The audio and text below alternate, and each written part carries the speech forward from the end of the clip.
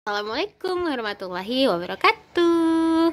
Oke, kita ke tema 1. Selamatkan makhluk hidup subtema 1 PB23 tumbuhan sahabatku. Doa sebelum belajar. Bismillahirrahmanirrahim. Raditu billahi rabba wa bil islami dina wa bi muhammadin nabiyya wa rasula. Rabbi zidni ilman warzuqni fahman. Artinya,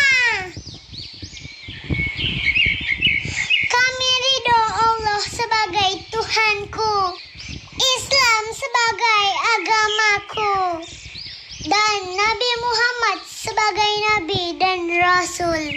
Ya Allah, tambahkanlah kepadaku ilmu dan berikanlah aku pengertian yang baik.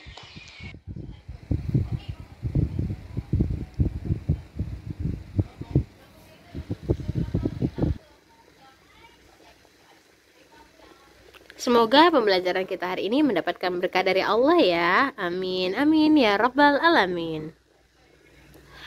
Oke, tujuan pembelajaran kita hari ini adalah kamu itu dapat mendiskusikan mampu menemukan 3 contoh pelaksanaan sila ke-1 dan ke-2, kemudian menerapkan 2 kegiatan yang sesuai dengan sila 1 dan 2, kemudian dapat menyebutkan berbagai patung dan cara pembuatannya, menggunakan bahan tanah liat, adonan plastisin dalam membuat model patung, kemudian mengamati dan mencari informasi mengenai perkembangbiakan vegetatif, kemudian menyampaikan cara perkembangbiakan vegetatif, dan membaca teks tumbuhan sumber kehidupan untuk mencari ide pokoknya.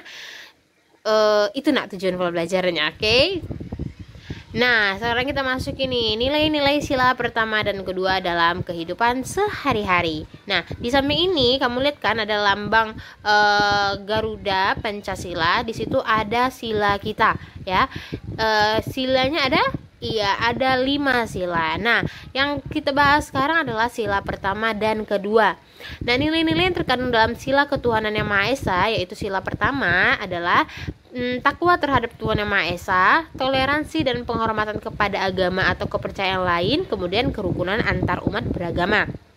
Dan nilai-nilai yang terkandung dalam sila kemanusiaan yang adil dan beradab. Pertama, persamaan derajat, menghargai hak asasi manusia, solidaritas antar sesama manusia, dan perdamaian.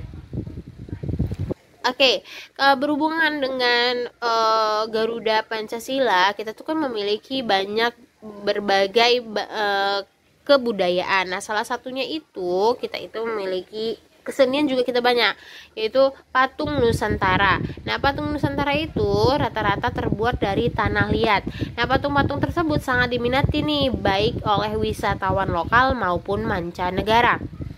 Nah, proses pembuatan patung Nusantara dari tanah liat dapat dilakukan dengan teknik cetak, tekan maupun ukir. Untuk teknik cetak, tekan dan ukir sebaiknya menggunakan tanah liat plastis.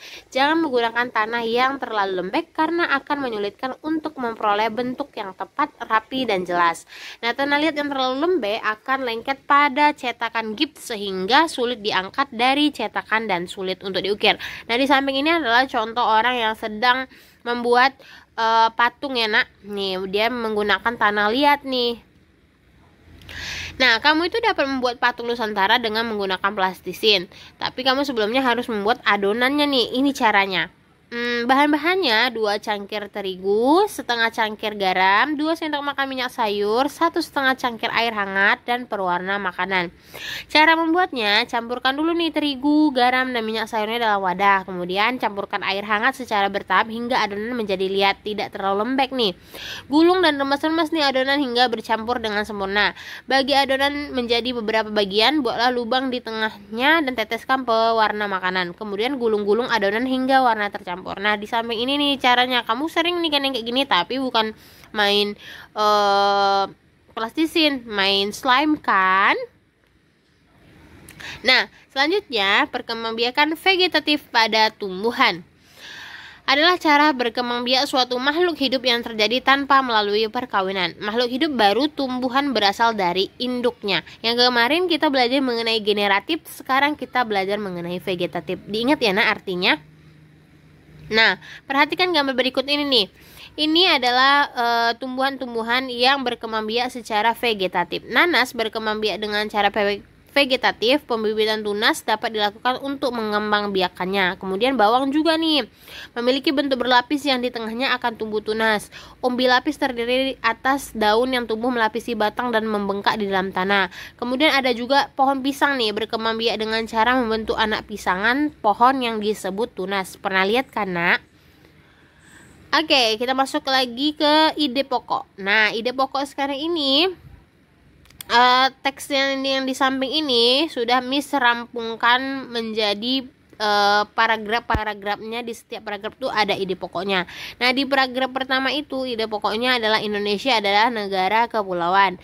Di paragraf kedua, dataran rendah adalah dataran yang berada di ketinggian 0 sampai 200 meter di atas permukaan laut. Kemudian paragraf ketiga, wilayah pantai termasuk dataran rendah.